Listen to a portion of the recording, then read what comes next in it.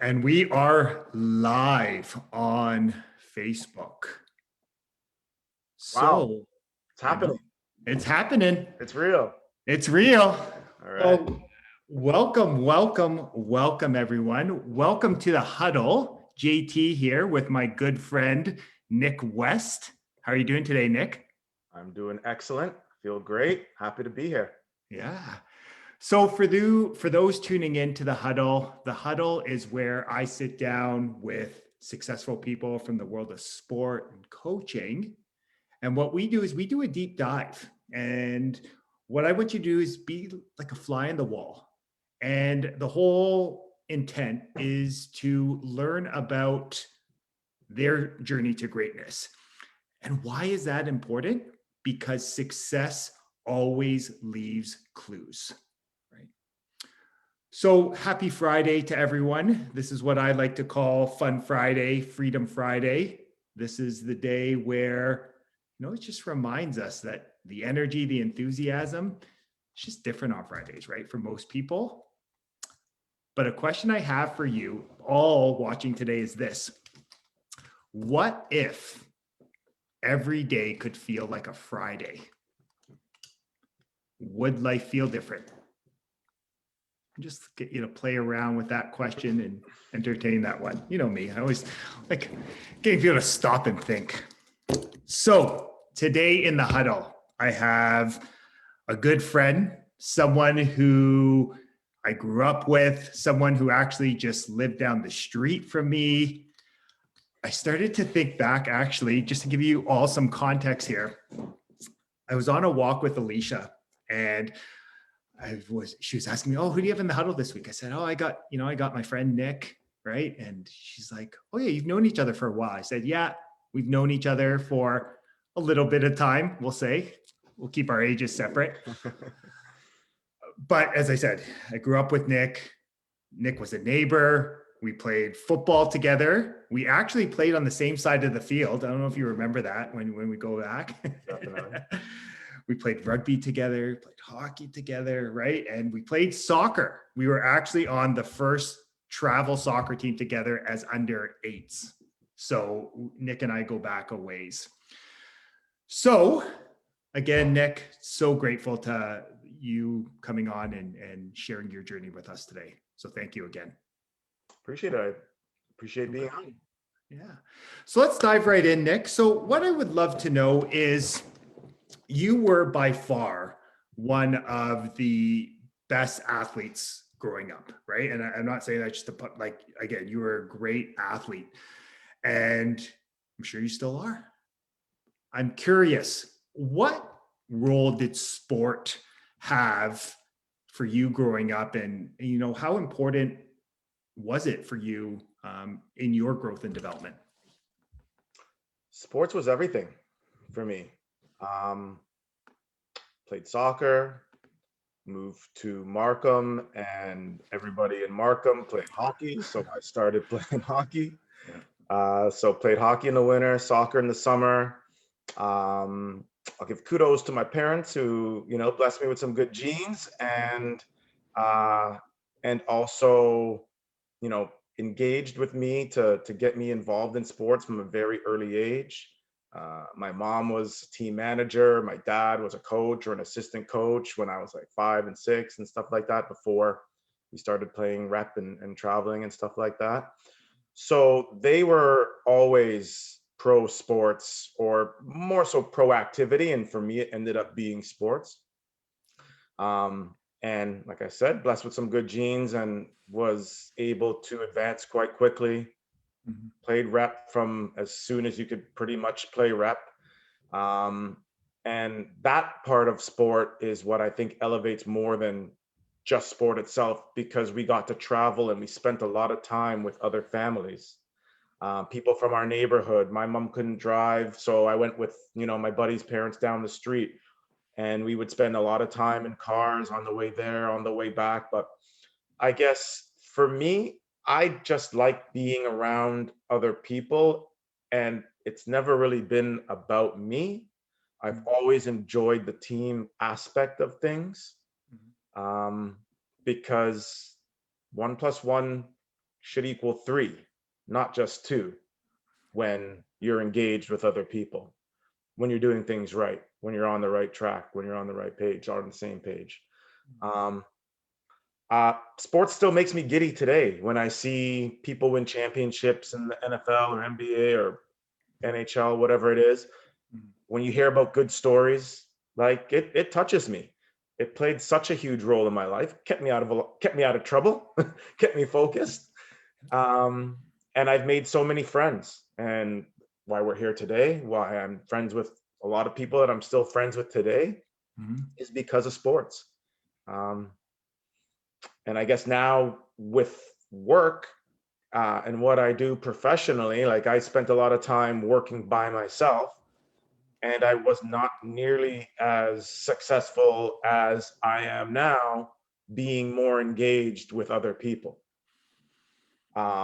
I've worked alone, I've traded stocks alone, and those things I did kind of just by myself to make money.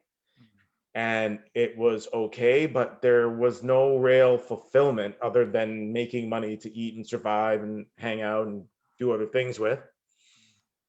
But doing it now with other people is like 10 times more engaging, 10 times more stimulating. I am so much better because of the other people around me. That's partly choosing the right people to be around. Um, and also just being around other people and being engaged, it keeps me in check. Um, you know, there's all those psychology type of tests to tell you what type of person you are, your personality. And, one of the big things that I've realized from doing those back in the day and now just coming to the realization is I'm very stimulated by those that I'm around. So yeah, I'm a self-starter. I'm pretty self-motivated. I'm ambitious, stuff like that. But being around the right people that bring an energy that elevates me is like what has taken me to a whole new level. It's great that you share that, Nick. And what I really heard from you there was, that's where that athlete mindset is. And one of the blessings I think that we were given was we were put in environments, right, in outside of school. Our high school was one where, excellence, that was the standard. Yeah. And getting put in those environments with other people that are ambitious, that are driven, that, like you said, are self-starters, that are self-motivated, it does make a difference, right?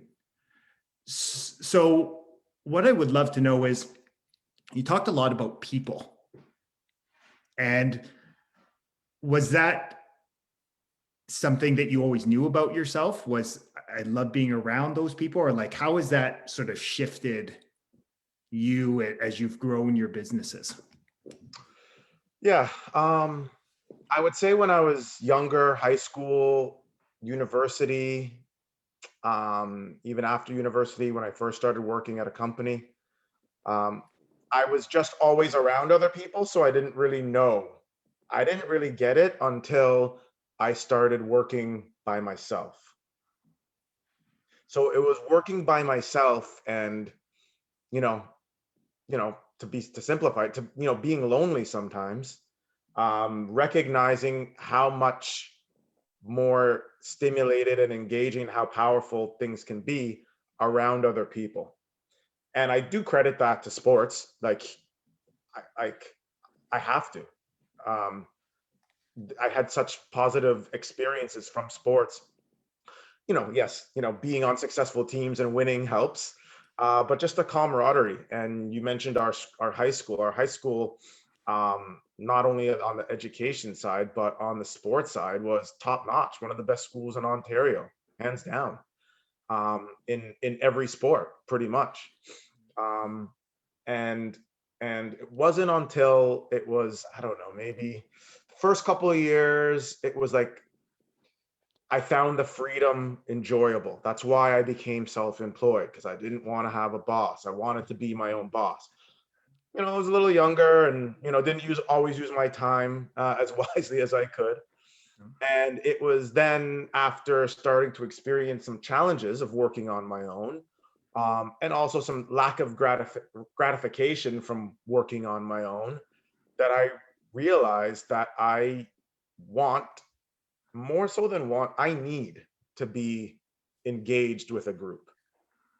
It it it it it keeps me focused, it keeps me motivated. Um, and it's just more enjoyable when you're able to create positivity with other people and for other people. It's just a better feeling. It's great to hear. And what I'm really hearing from you is just that self-awareness to really check in with yourself and say, yeah, what do I want? No, what do I need like to really thrive? What what was that experience for you? I know that we had chatted before that you went to Western, right? I still remember this conversation. We were sitting in your first year or in my second year, I think it was, and just trying to convince you to come out, give football a go. And I remember that conversation. I think it was at the Seeps, if I do remember correctly. I could be wrong, but yeah. uh, But then I remember you were sharing that one of the best experiences that you had in university, which really opened your eyes to a world of possibilities, was actually a trip overseas. I'd love for you to share a little bit more about why that experience and how that sort of changed your perspective. yeah, I stopped playing competitive sports at the end of high school. Um, I was going to play hockey at U of T, but for other reasons decided that I wanted to move out of the city, and made a kind of last minute decision to then go to Western, and I didn't engage in competitive sports there. Sometimes I wish I did, but as you mentioned, actually my most meaningful and enjoyable experience, as amazing as Western is, anybody who goes to Western loves it, and we definitely do. But in my third year, I was an exchange student. Actually, no, sorry, fourth year, first semester, fourth year. I decided in the third year to be an exchange student, and I kind of just threw a dart at the wall and decided I want to go somewhere that's the most different than here. And that choice ended up being Hong Kong. So I went to Hong Kong right after SARS, ironically, and almost was not allowed to go there. And I had to choose a backup school. So my backup school was actually University of Copenhagen. So I almost went to Denmark. But then SARS cleared up and went to Hong Kong. And by far, that was the most mind blowing experience I've probably had in my life. Just really, really being on my own in a foreign country. Yeah, there's a good amount of English spoken there, but the majority of people don't speak English. Um, and just having that experience of being engaged with other exchange students opened my eyes to so many things, and that by far put me on a different trajectory. At that point I started to want to travel, and in my 20s to my early 30s I did a ton of traveling, and I'd have to say it started from that experience.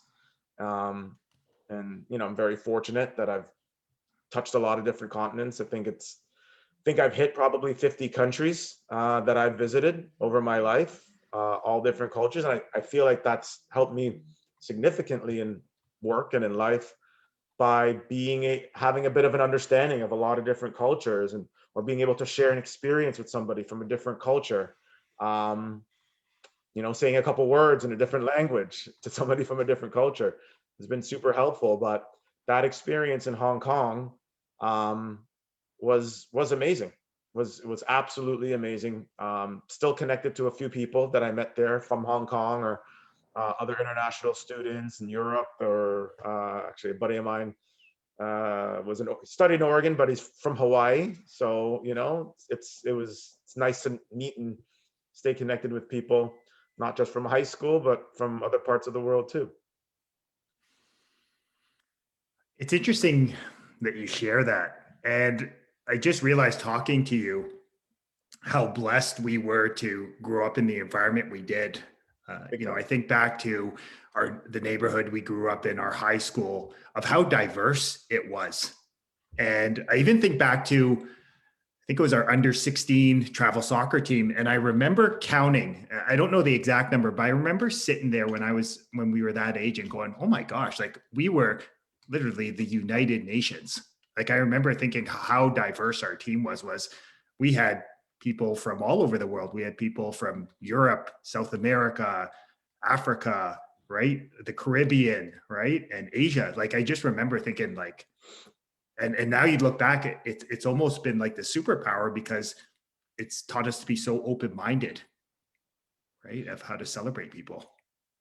Um, I would like, even more so than sports, I think for me, like just growing up in Markham at the time that we did, Mhm.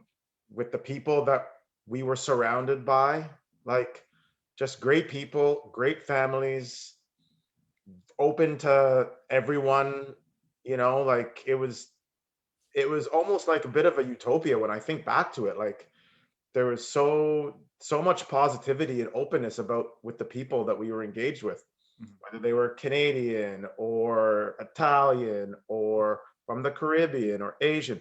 Like everybody was kind of mostly just cool with everyone. And um, it just makes you so relatable. It opens you up to so many new experiences that have made me a better person. Yeah, I love every day that I grew up in Markham was amazing. So one thing that has come up a lot is family, right? And yeah, it's interesting that you talked about your dad being assistant coach because I had this vision of this picture of us and seeing your dad stand there as the assistant coach. And he's always had great energy. So I know you come by it honestly. Um, how has family, I mean, you're opening up well, I like to refer to, the West Group, which is a one-stop shop in the real estate space. How has that transition been, like sort of bringing the family and integrating that with, professionally, but then also bringing the personal side into Yeah. your life? Um, uh, so far so good. I've had a lot of experience. My wife is a realtor as well, and she's been a realtor for 11 years. I first got into the business on the financing side, brokering mortgages about 10 years ago. And so her and I have, not officially, but like unofficially been working together pretty much every day for the past decade. And so we've had some challenges. We've gotten through those and and we've gotten to the point now where we're just able to help so many people, um, because we have the different experience that we do, me on the financing side, her on the real estate side. And now my sister has joined us, or we've all joined together. And she's been in real estate now for about half a decade. She had another business that she still operates as well. So, she's very entrepreneurial, super hardworking. Um, and she brings a different skill set where she's very construction oriented. Like she's built her own house. She helps her clients figure out how to renovate houses. That's not my specialty. Like I'll be the guy to hold the ladder for you, or you need me to run to Home Depot and get an extra can of paint. Like I'll do that, no problem. Yeah. But she's the one who installed the laminate floor in our new office. My wife is the one who uh, did the trim in the office.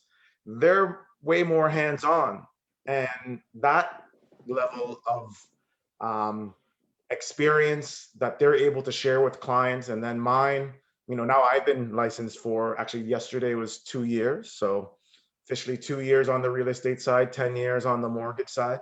But my finance and numbers and just sort of financial awareness, all of this now coming together is like the buzz we're starting to generate where we are and what we're doing is it's growing and evolving every day. We're getting so much positive feedback. New people are, coming out to us and finding us on social media, or now we actually have an office. We put the sign up a few days ago. Not quite ready to really open to the public yet, given the state of where we're at. But that's going to happen soon enough. And yeah, I think it's the family. People enjoy the family approach because it's not just me. You don't just get me. It's my sister. It's my wife. There are other people that we're connected to that also support us. Like we're part of a larger group, you know? We're part of a group called the Real Estate Center Canada, which is the largest and highest grossing real estate team in Canada. Number one or two, one for transactions, two for dollar volume, whatever that means. Mhm. Like top notch. The team that we're associated with provides us with so much support. I feel so much more confident, not just by having my sister and my wife who support me all the time. Like I'm not the best with paperwork. I'm best with people. I'm best with numbers. They help me all the time with the stuff that is just as important. So we're each able to sort of really leverage our best skills. And because of that, we're able to provide better service, better value to more people. But it's not just my sister and my wife, it's the Real Estate Center. We're part of Royal LePage, which is Canada's #1 real estate brokerage. It's local, right? We like that. We're part of a great brokerage, and that's a huge difference. Being part of a great brokerage, being part of a great team, and having this being a family affair is, like I said, yeah, sure, we can disagree and we can get a little testy here and there, but we always seem to think of the greater goal. And the greater goal is that we know that we're just able to help people make really good real estate decisions that will meaningfully impact and change and benefit their lives, short term, long term. We've been at this now for a decade, and we've seen the results of people that we've started to help from early on and where they are now, which just gives us even more confidence to go out and help more people. It's interesting that what I'm really hearing from you is, again, that athlete mindset is, I think it's real easy to sort of to feel intimidated sometimes if you're not sort of calm and confident in your own skin. But I love how you're so self-aware in realizing, hey, I know what I bring to the table. I'm great with numbers. I'm great with people. But you also know that, hey, this is what my sister brings to the table. This is what, my wife brings to the table. And just that level of self-awareness, that common confidence is so important and is a hallmark of any successful, highly effective person. So it's kudos to you, brother, for not only talking it, but walking it. Yeah, well, it didn't happen overnight, you know. Like I said, like first couple few years brokering mortgages was great. I learned under I mentored under somebody or menteed for a couple years by one of the top brokers in the city. Then my ego got the best of me, and I'm like, hey, I can do this on my own. I got into this business because I didn't want a boss. So I went out on my own, and I was not as successful, and tried different things, changed brokerages, and working by myself, not as stimulated, not as engaged, and think, there was a point where things weren't so great, so it hasn't always been rosy. I haven't always been aware of these things, or I haven't always been willing to recognize these things and own them and then change. Yeah. And that took time, and it's really, the past few years is really, and that was, I'd have to credit that from making the decision to actually, my wife and I have been together for 10 years. We've been married for a little over 3. But I'd have to say we bought a house together and got married and got engaged, got married. Had a kid all pretty quickly within like a 1.5 year period. Yeah. And since that point, and we really just created this bond. Now we became a family unit, not Mm, just boyfriend girlfriend for half a decade. mhm, Um, that was a point that really started where I personally really started to evolve. mhm. Having a 1.5 year old daughter who's a champ, like helps every day, waking up to her, or in the night, waking up to her, uh, is super helpful. But yeah, like there were some times where I didn't know what to do. I thought about like trying to get a job. I started applying for jobs. I'm like, but then the ego popped back in, and I'm like, man, I don't want to fail at this, Yeah. you know? And I stuck through it, and there were some rough times. And my wife was a huge support girlfriend at the time. You Mhm. know, she carried us for a little while I had to figure it out and while I wasn't doing as great. So, you know, she's a rock. She's like so solid, so solid. Um, I got to take a quick time out. My battery's about to die. You can see Okay. I don't do this very often, so just give me 10 seconds. All right. Yeah, no worries. It's really interesting, and what what I love about what Nick is sharing is what signs are you getting? So I almost give this analogy. Let's say you are driving in towards your destination, right? And I shared this story. Actually, Nick, you would probably appreciate this story. I drove when I was 18 years old, right? And I went with, our friends growing up, Joel and Andrew, and we were driving to Florida, to Daytona Beach. Wow. um, That must have been fun. yeah. The interesting part about that was we went on the 401 East and opposed to 401 West. So it wasn't until about four hours into that trip where I remember waking up after a nap and going, we're in like Cornwall. And I'm thinking, that doesn't feel right. And why I share that story is, one, it still to this day makes me laugh that we drove 4 hours in the wrong direction to go to Florida. But I really like your story is that, life is interesting. Life always will give us these signs, like these road signs, right? These ones that will say, hey, things are going really good. But it's really in those moments where things aren't going well, right? Like you described, like you kind of, shit hits the fan and you kind of gotta sort of dig the heels in and really go, what do I want? Right? Like, no, I'm not giving up on this shit. Like I'm going for it.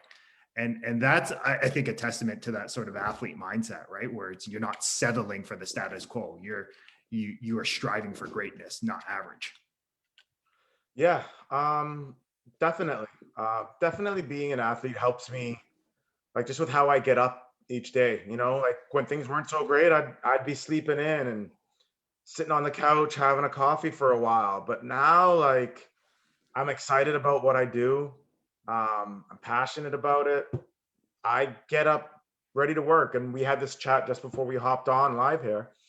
That actually, I got to cool myself down sometimes and not burn out. Because like now I don't know if we've mentioned this, but like so my niche on the real estate side is the new construction, new development, Mhm. and I love it. And now I think back, and I love one of your taglines, success leaves clues. um and one of the biggest clues for me is, yeah, we talked about me going to Hong Kong being the best part of university, but my most enjoyable course in university was introduction to urban planning and development. It was an elective in geography. It was just the most stimulating to me. I was a finance major, but for some reason this geography course was, and now, you know, I I'm in real estate, but my niche is new development. Um, Part of what I think is stimulating about it is I like new, I like moving forward, I like creating, and that's what a new development is. It's also very event driven, which is helpful for me. So when there's a new launch, there's a time frame that we got to get certain things going before. There's certain things that we do, like you Mhm. practice or you sharpen your skates, or right, you're doing all these things before the game. So there's all these things that we do before a launch, and the more successful we do these things before the launch, the more successful the launch will be. But having these, and there's, we do lots of new launches. I'm in the middle of 2 right now. But that helps motivate me. So that's also something I've found, a niche of something that I'm passionate about. And also the nature of the business has been super helpful for me and motivating me. Like I mentioned my sister, my wife, they're both in real estate. They're much better with helping you find your family home. Okay. Because there's always not a timeline. It's like, oh, I'll find, if I see something I like, maybe I'll buy it. With new construction, it's like, hey, this is when it's launching. There's only X number of units or lots available. Maybe at first there's like, hey, the first ones are going to be cheaper than the rest. So there's an incentive. And that's really helped me focus my energy. It motivates me when I have more stringent timelines where, like, listen, we got to do this before the launch, or else the launch is not going to be successful and we're just wasting our time, So I think that's something that's also been helpful for me, is finding something that I'm passionate about. I always wanted to get in real estate. I got into it on the finance side. Boring. Boring. I'm over it. I still do it to help people, but I don't really enjoy it. But the new construction, like, that gets my motor going. And I think that's been a huge aspect of, our current success now, is that, like, I'm just way more engaged, way more excited. It comes across on the phone, comes across with other people. They can see it. My family recognizes it. And, coming from, years back, being in not the best place, not knowing what to do. Am I giving up? Am I going to go get a job? I don't want to get a job. I studied business at university, and I did get a job out of university, but I never knew exactly what I wanted to do. But what I did know is that I didn't want to be an employee. I always knew that from before I went to university. And it was crushing for a period of time. Like, I'm not being good at not being an employee. I think I need to be an employee. But like I said, my wife held us down for a little while as I figured it out and transitioned, and yeah, things are rocking right now. It's so good. One thing that's popped up a lot is, again, we've had lots of conversations. People, anyone listening, words that Nick talks a lot about is he loves educating people, right? So that they can make informed decisions. He's talking a lot about helping and being of service to people. And, he knows what he likes to do. But what I want to sort of just draw to your attention there is he's open to how that happens. Yeah, for a time being, it was in the finance side. Then it became a mortgage broker, right? Then it's the real estate, where now it's like, okay, real estate investments. So how you share your gifts, right? How you fulfill your purpose can change, and it's okay. And it's really about getting clear with what you want. So I'm really curious, Nick. One thing that you and I have often talk about is, we could have stayed doing what we were doing, right? We were successful by society standards, but I feel like now it's sort of striving to truly live a wealthy lifestyle. And I know that can be taboo with people, but I'm curious, what is your definition? What's your idea of what it means to live a wealthy lifestyle?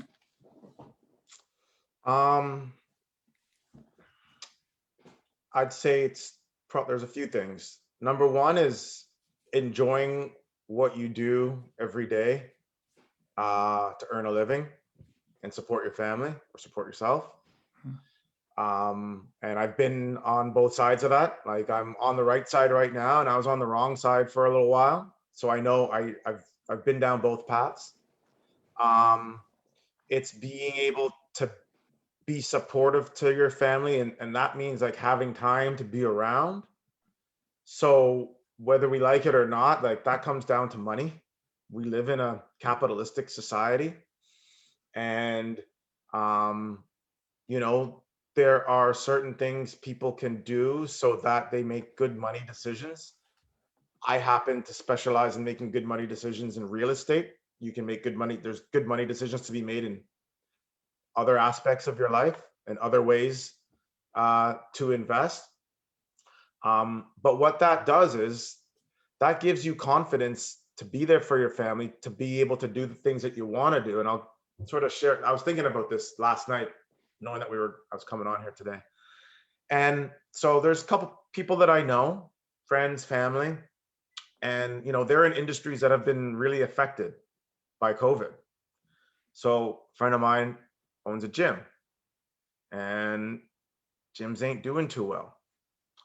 Aunt of mine owns a hair salon. Hair salons ain't doing so well. Um, but and so they're feeling it right now. They're struggling for sure.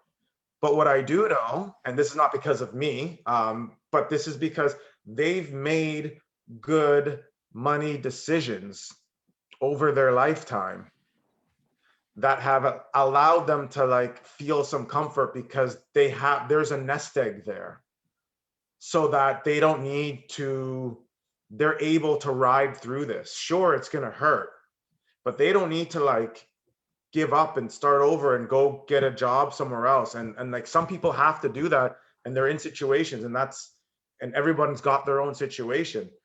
But the point I'm trying to make is by making some good decisions with your money, whether it's in real estate or whatever else you want to invest in, you can then ride through the tough times. Or you can, in another situation, another colleague that I work with, her parents have a lot of health issues in the States.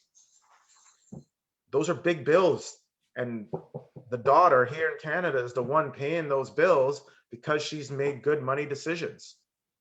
And so by making some good money decisions, it's not going to happen overnight. 5, 10, 15 years down the road, like you're gonna have this comfort to you that will allow you to like hopefully have less stress when something hits the fan, or to be there to be supportive for your family or friends or other people. And so the ability to do that, I've been in positions to be able to do that. I've been in positions where I was the one who needed that. But to be in the position to be able to provide that support for yourself or for others is such a comforting feeling that just allows you to be a better person, allows you to then continue to just do what you're best at and not having to go do something else because you got to pay the bills. And so that's one of the things that we preach a lot with helping people make good real estate investment decisions, is like, this will change your life. We're fortunate to live in a great real estate market. On one side, on the flip side of things, it's tough for people trying to get into the market. That's another conversation. But for those that are in it or are trying to get in it, there's ways, and get in where you can fit in. Like one of the things that I did is, I've owned real estate since 2007. It wasn't really until I moved into the house with my wife in 2017 that I lived in the house that I owned. So one of the big things I preach is like, rent where you want to live and buy something that you can afford. And maybe buying something where you can afford isn't where you want to live, but buying somewhere and sitting on it will create such a foundation for you over the long term. Like, don't necessarily wait until you can buy where you want to live, because you might not be able to do that. So just making good real estate decisions has created wealth, which creates time and the ability for people to do what they want to do. And when we have more people doing what they want to do and not something that they have to do, the world's a better place. I couldn't have said it any better. Sounds like this idea is like money gives you the ability to choose. That's exactly it. Right? It really is a tool, like you said, to to do what you love.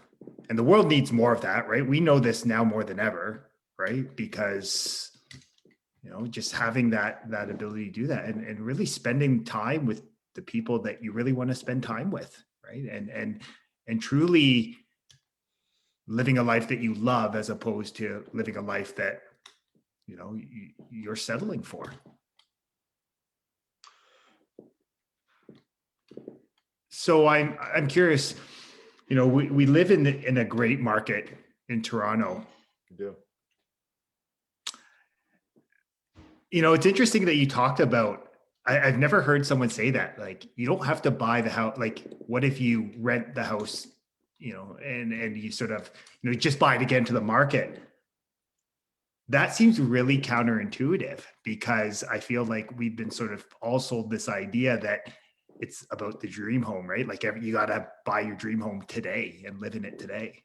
So I'm curious, where did that idea, I love it. It's so different, but I love it. It speaks volumes about how you've gotten to where you are and why you've created the success for yourself in your life.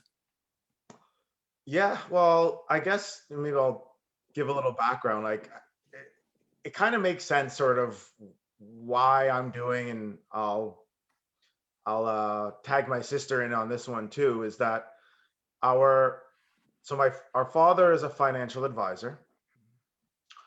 Our mother is retired, but was a teacher, vice principal, elementary school. So she's an educator. And my mother's father, who's no longer here, he owned a construction company in Jamaica and was a big believer in real estate. So if you think about the real estate, the finance, the education, like, that's what we're all about. And I'd say the second thing I want to say to that is, in university, my roommate, and one of my best friends now till this day, his parents were very successful, or are very successful real estate investors. They're successful in other things too.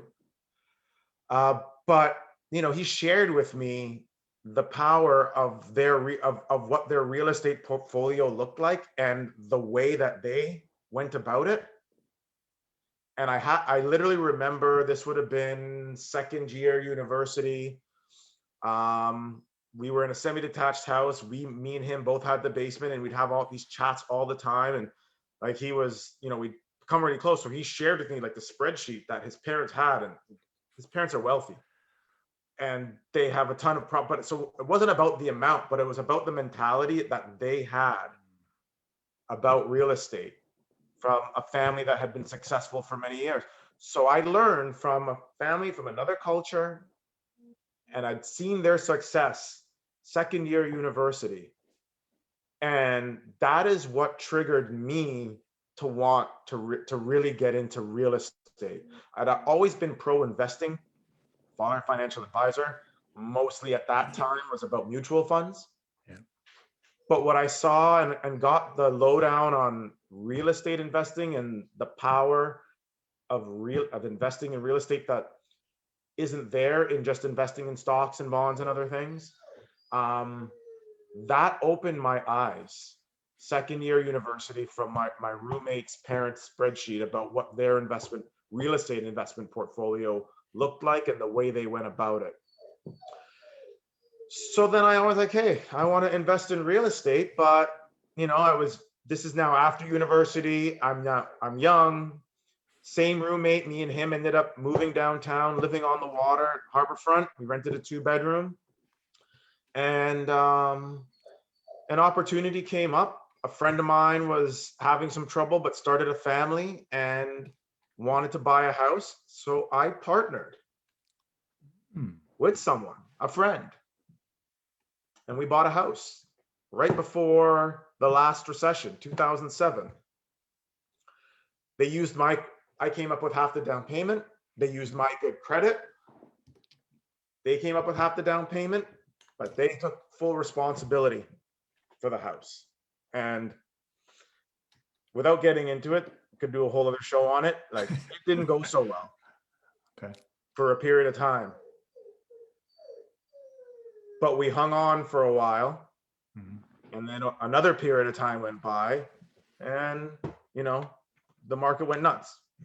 And so it was fine. But there was a few years there, where we were underwater, and I was stressing out. I'm like, oh my gosh, I thought I was being so smart here, and I had to pay a couple $100 a month to keep this thing going out of my own pocket when I was like 26. So a couple $100 a month was a lot of money to me at that time, for sure. But my $11,000 or $12,000 investment in 2007 turned into an $81,000 return in 2014. So, smaller numbers back then compared to what we can do now. But that just, shows you the power. Like, I literally doubled the money every year over time. It went down for a while, but over time, it doubled my money over time, which then allowed me to then buy another one and then buy another one. So that was how I got to it by chance. It was like, hey, a buddy of mine approached me about an opportunity, and I took him up on it. I was also willing to take that risk.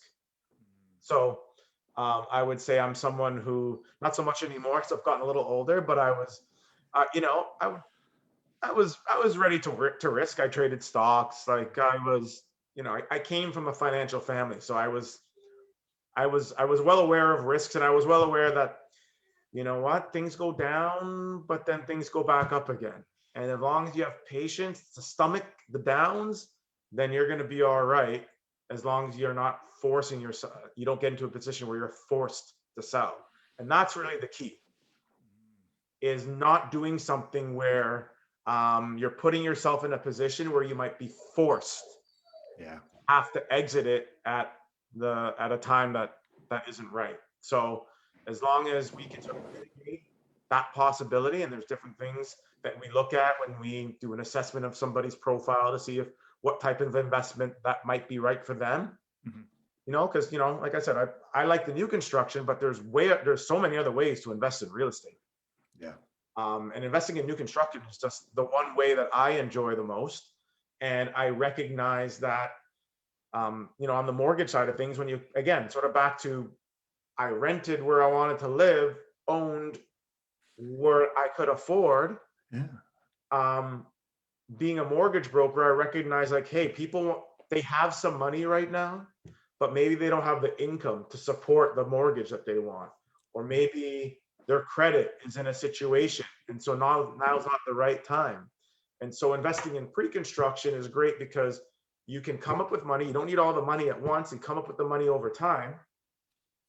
And then it's usually 2, 3, 4, or 5 years before you're actually going to take possession of the property, whether it's a house or a condo. Condos take longer. And so that gives you enough time for us to plan and prepare so that you can take possession of that property. But in the meantime, that property has been appreciating most of the time here in the GTA.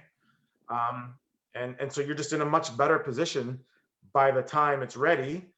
And you're in a double better position because you didn't wait and pay a higher price. And that's one of the beautiful things about new construction, is that you're buying an asset today. You're not taking possession of it for a few years. So you don't need a mortgage. You don't need to be a landlord if you're an investor. So you got time to prepare for all of those things, but you're getting in sooner. And the sooner you get in, the sooner you're going to be in a position of comfort.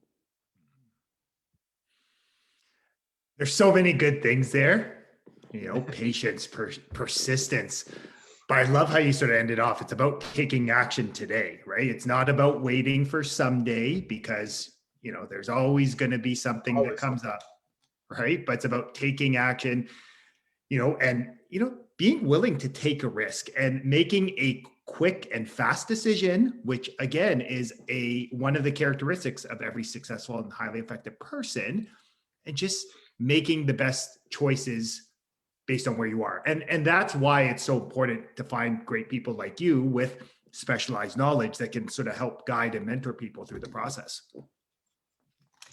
Yeah, for sure. And, like, I've spent a lot of time learning from other people, like even on the new construction side of things, even now, like some stuff I do on my own, but some stuff I work with, collaborate with, work under other people who have been doing it longer than me and do it better than I do. because I threw my ego out the window years ago when I tried to be a mortgage broker, just all on my own. It's so much better doing it with other people. Maybe I don't make as much money on each transaction, but it's a better experience. By partnering with better people than me, I'm able to offer better value to other people. So it's not always about the money, you know. Um, it's the people, man. It's the people. And now we're, you know, me and my family, we're at the point now where we have the experience, we're connected with the right people. Um, where we, you know, we offer a lot of good value to people. We're confident in ourselves enough to say that now, because we've been, and we also do it ourselves. So we've invested in new construction. I told you, my sister, it's not me. She built a house. You know, Yeah. my wife wants to build a house, so I will experience that some point. I don't know. We might make an addition on our house, so we might like gradually get to the building of the house. But she'll definitely be the one that runs with that. And then you got to understand the numbers, and you know, numbers, and whether we like it or not, make the world go round. And so if you don't understand how numbers and dollars work, and the different um, mechanisms that are out there, or options that are available to you, like, don't just like, I like the banks, use the banks, but don't always listen to the banks. There's other people out there, other institutions and corporations out there that might be better suited for you. Might not be the red bank or the blue bank or the green bank, or you know. So um, people just got to tap into information, and we've got a lot of that, and we're Yeah. happy to share it. Awesome. So my final question for you, Nick, is what would you say to someone who's maybe their health, the last year has really, really knocked them down. Maybe their health, maybe they've put on, a ton of weight. Maybe they're going through a relationship breakdown. Maybe their finances are just, there's not enough cushion and they're really in a not a great place, or, maybe they've lost their job. What would you say is one thing that they could do today to really just get the ball rolling, to create some positive momentum and start creating a better future? Ask for help. Ask for help. If you're in a rut, if you're stuck, um, you know, the internet can be great. Uh, there's lots of information out there. Um, we've talked about this. I haven't been so active on social media, and I'm not a huge, my battery ran out while we were talking a few minutes ago. Um, I am way more about the traditional human to human interaction. Mhm. Um, and unfortunately, I'm very fortunate where I have a lot of friends. I have a large family.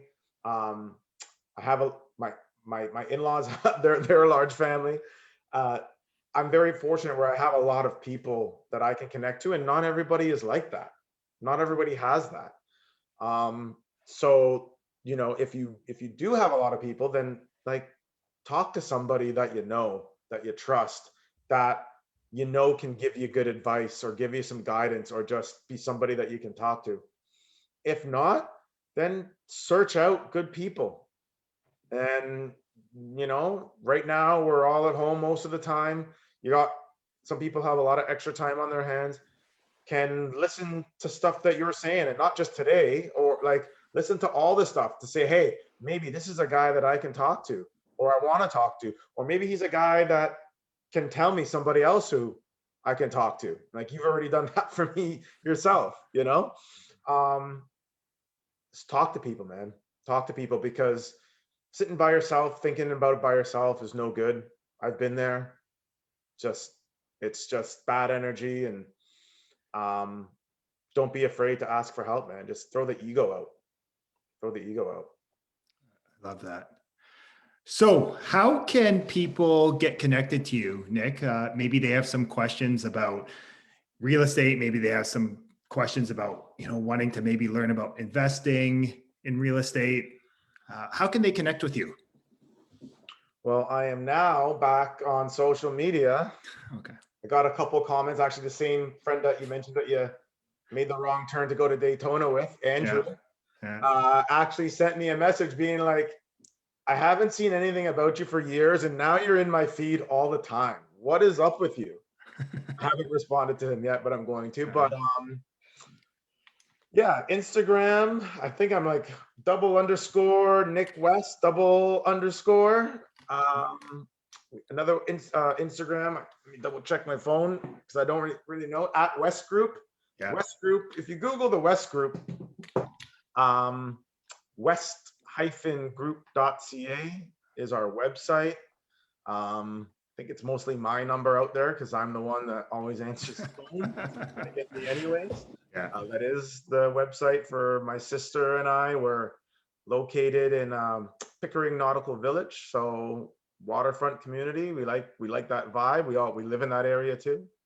Okay. Facebook, Nick West. Facebook, Okay. West Group. We're there.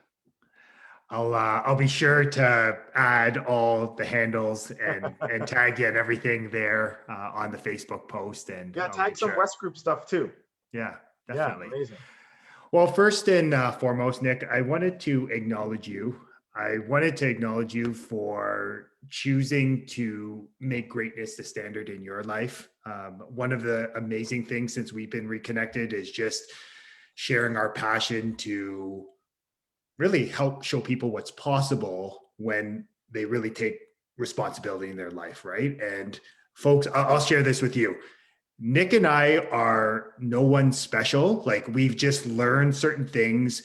We're ambitious, we're driven, we're open-minded, and we've just learned certain things and we just consistently move into action. That's the only difference. You can do the exact same things that we're doing, right? But like Nick said, you got to take action today. Simple as that. So I want to acknowledge you, brother, for the man you are, the husband you are, the dad you are, the family man you are, and most importantly, the human being you are. So I'm so grateful that we've been able to reconnect and we've been able to come together in our lives again. And I'm really enthused about what the future has in store for us. So happy to be here. Also really excited for the book that you're going to be launching soon. I got my name on the list. I'm waiting for an email from you. Excited to read what you're preaching. And, like, I have to say, like, I'm super excited to be here, but more than that, like, I'm just happy that you're doing what you're doing. Like, me being here, sharing this with you and your audiences helps me. And, I appreciate you reaching out when you did. And I'd like to do this again sometime. Yeah, definitely. Well, as I said, again, follow Nick, follow the West Group. Again, lots of great, a lot of great insights. I've learned a ton from here, so I can only imagine what everyone else has learned. So yeah. So other than that, folks, have an amazing rest of your day. Please join us in the huddle next week. And if you have any questions, comments, feel free to reach out to Nick. Okay. Again, great guy. Have an amazing day, everyone, and we'll chat soon. Thanks, Justin.